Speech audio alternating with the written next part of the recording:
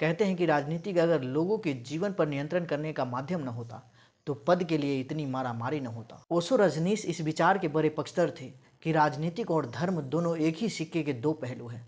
इन दोनों का मात्र मकसद लोगों के जीवन पर नियंत्रण करना है। इसी परिप्रेक्ष्य में आज एक हम नए कहानी की ओर जाएंगे। कहानी तो नया है, लेकिन इसकी लड़ाई बरसों से चली आ रही है। नमस्कार, मेरा नाम है मनीष। भारतीय राज्यों में राज्य सरकारें और राज्यपाल के बीच की लड़ाई कोई नई बात नहीं है।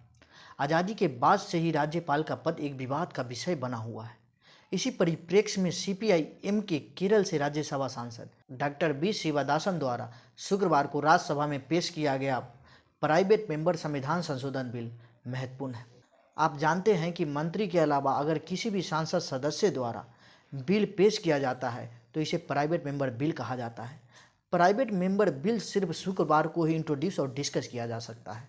इसका उद्देश्य इंडिविजुअल एमपी के विचारों की तरफ सरकार का ध्यान आकर्षण करना है। इस तरह के बिल का महत्व इस बात से भी लगाया जा सकता है कि 1970 के बाद से एक भी प्राइवेट मेंबर बिल संसद में पास नहीं हो पाया है। डॉक्टर बी शिवदासन के संविधान संशोधन बिल का उद्देश्य राज्यपाल के पद को जवाबदेह बनाना है।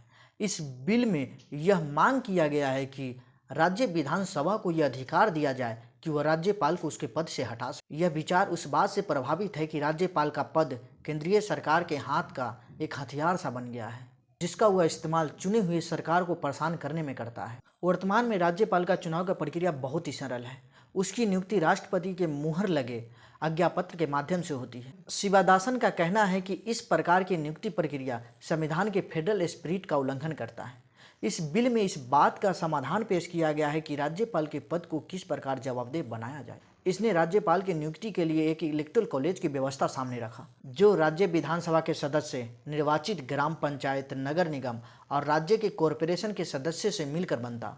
इलेक्शन अनुपातिक प्रतिनिधित्व के अनुसार एकल संक्रमणीय मत के द्वारा किया जाए।